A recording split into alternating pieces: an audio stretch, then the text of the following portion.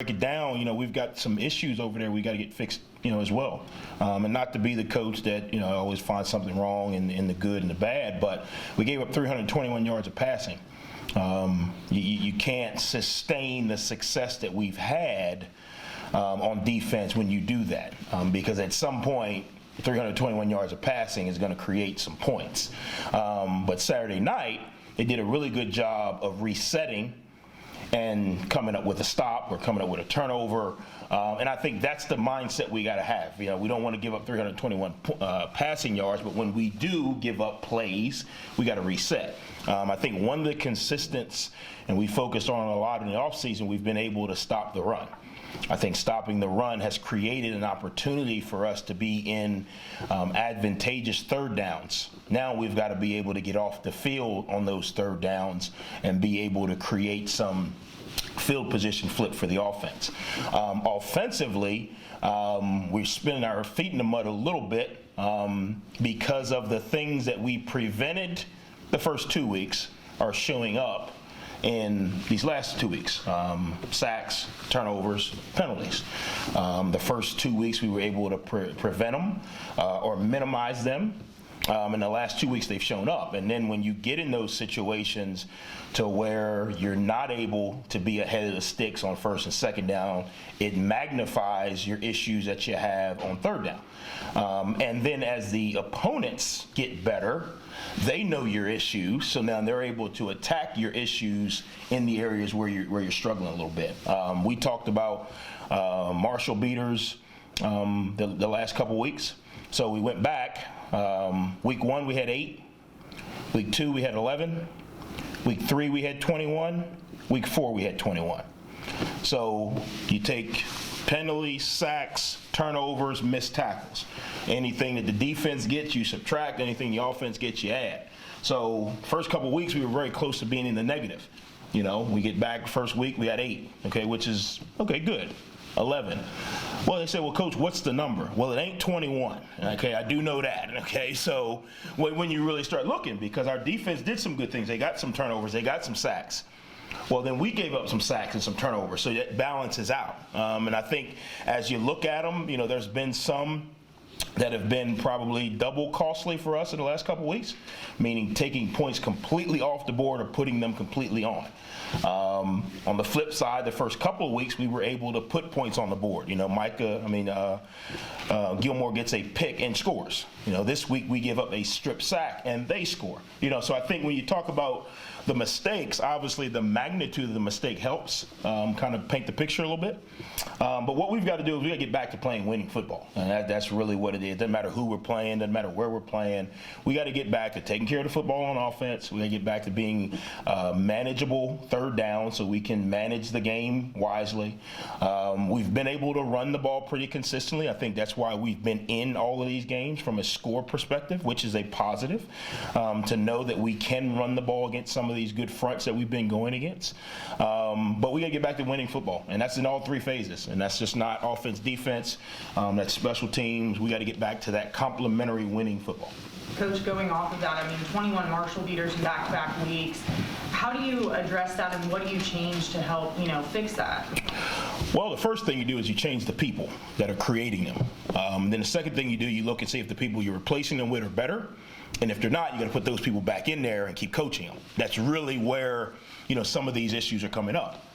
The other part of it is we've got to kind of manage what we do to put guys in the situations, right? So if we're having issues protecting, against pressure and different looks or different rushers, we've got to create a longer edge. We've got to get the ball out quicker, or we've got to do something to neutralize the issues that we have, whether that's, hey, the tackles have an issue or the guards have an issue, or, hey, on third down they're bringing this type of pressure, that's an issue. So until you can replace the person with a better person or a different person in those situations, you've got to be able to manage the situation with the play call or the formation, or, hey, we really like to do this play, but this play is not protected, so we can't do that play.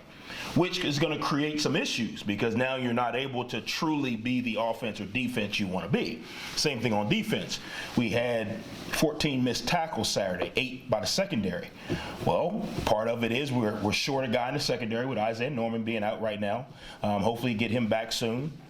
So now you're playing different guys, So do those guys have the responsibility to make a tackle? Yes. Obviously, it helps when you have your better players in there to try to, negate some of that. So it's a combination.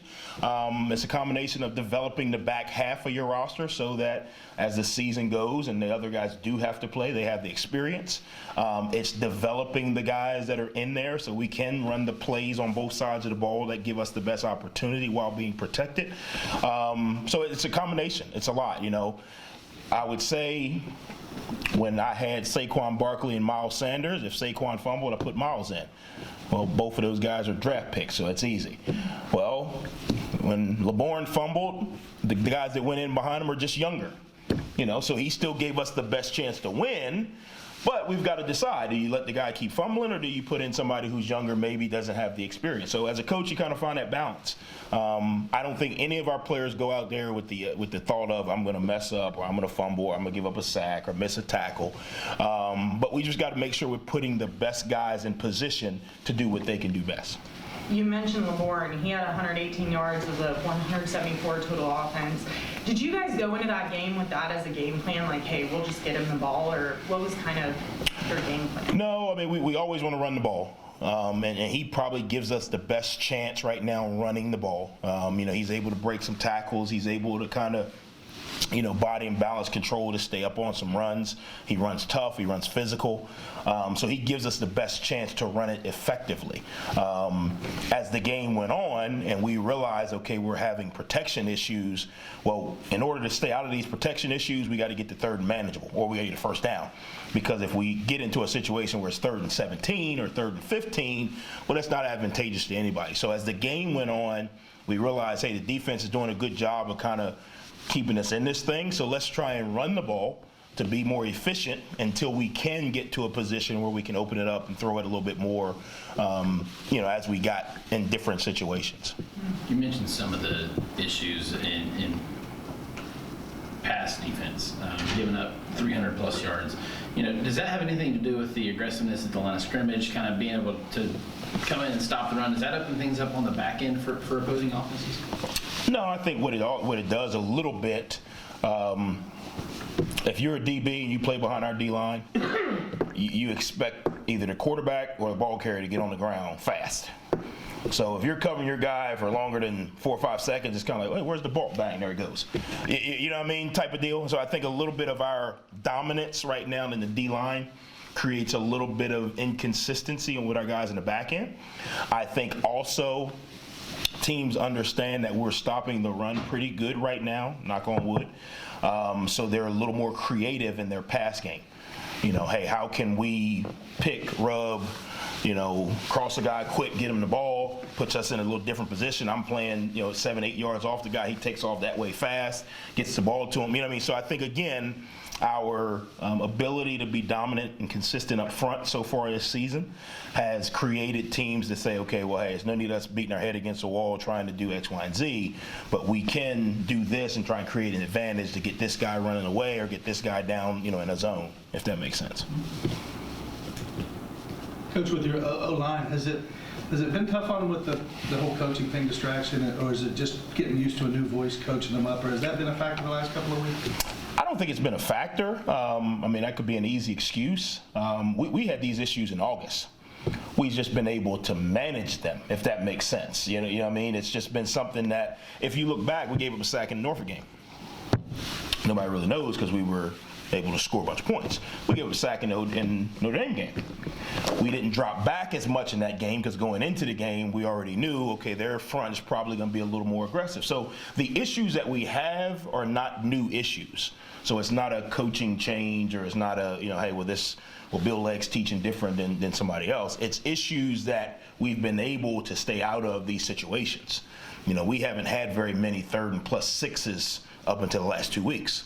Well, now they're starting to show up a little more.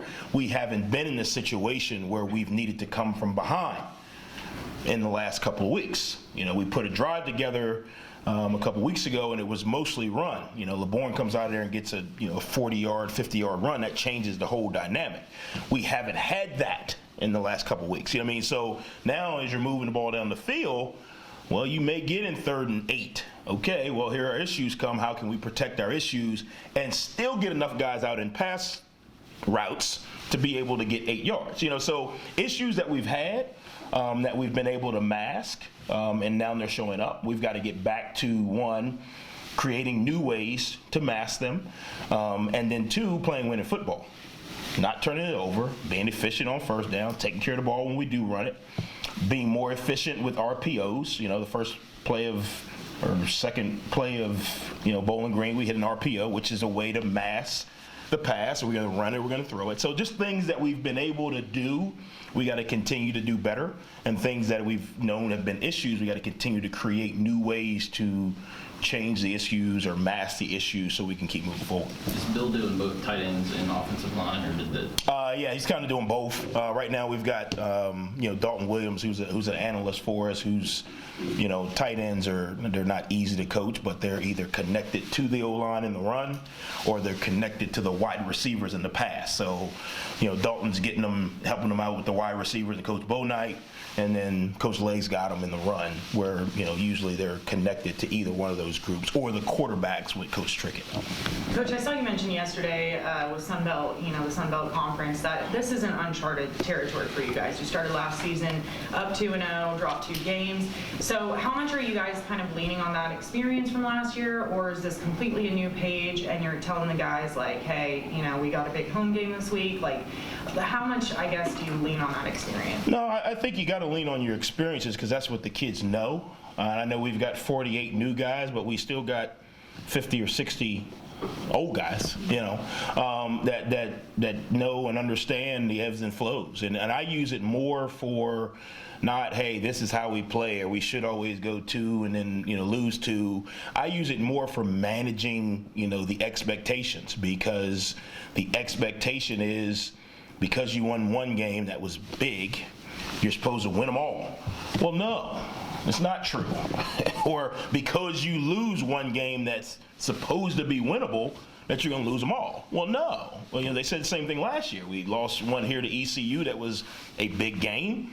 We lost a game at Middle Tennessee that we were supposed to win. And then we end up coming back home and we go to overtime and grind it out with ODU. We win 3 straight. So again, I use it to manage what you guys print and say, not what we understand. I use it in-house to understand and say, if we don't play winning football, we're not going to win another game. Period. Regardless of whether it's supposed to be a winnable game or not supposed to be a winnable game, whether it's a home or away. But they live in the world of people and family and friends and pats on the back and kicks in the rear and, well, you guys should be 4-0. No, we shouldn't be 4-0. We should be 2-2. Why? Because you are what you are. We are 21 Marshall beaters in 2 games. We should be 2-2. Now, should I be 6'7" and 305 pounds and playing left tackle for the Miami Dolphins? Well, maybe, but I'm not. I'm here with you guys. You're stuck with me. So we should be 2-2. Should we be able to play better? Absolutely. Have we made some mistakes that have cost us? Absolutely. But we should be what we are because the things we did got us to where we are. So using it more as, if we don't play winning football, guys, it doesn't matter if the game's big, not big, supposed to win. I did, kind of let them know, hey, moving forward in our conference, that's the environment that we're going to play in, week out.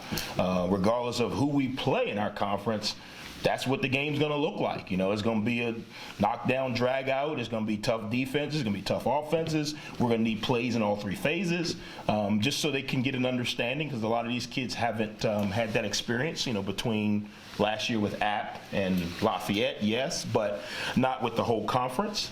So we did use that experience. And And I guess I'll just say, so this weekend you guys have Gardner-Webb. You mentioned it's Military Appreciation Night. Did you want to expand on that? Yeah, military appreciation game. Just again, we play this game for many reasons, but anytime we get to honor the men and women that serve our country and allow us to play this game freely and to live in this country freely, we want to take full advantage of that. I know our our marketing team has some things planned, to honor and recognize some military from and in and around the area. But just from our players to the men and women of this country that serve our country, we thank you. We appreciate what you do. It allows us to go to great places and play football games, free of care. It allows us to play here at the Jones free of care. It allows us to go to sleep at night free of care. And a lot of times they don't get to thank you from each and every person. So on behalf of our team, I say thank you to all the men and women that serve our country. So thanks, guys, and go Herd.